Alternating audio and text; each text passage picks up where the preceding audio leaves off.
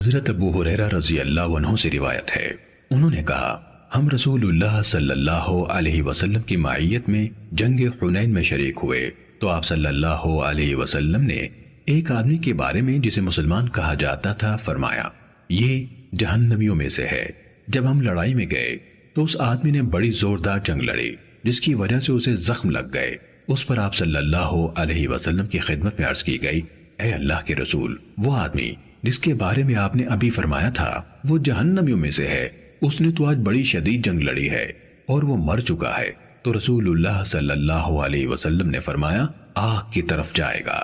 بعض مسلمان آپ کے اس فرمان کے بارے میں شک و شبے میں مبتلا ہونے لگے کہ ایسا جاں نثار کیسے دوزخی ہو سکتا ہے۔ لوگ اسی حالت میں تھے کہ بتایا گیا وہ مرا نہیں لیکن اسے شدید زخم لگے ہیں۔ جب رات پڑی تو وہ اپنے زخموں پر صبر نہ کر سکا، اس نے خودکشی کر لی۔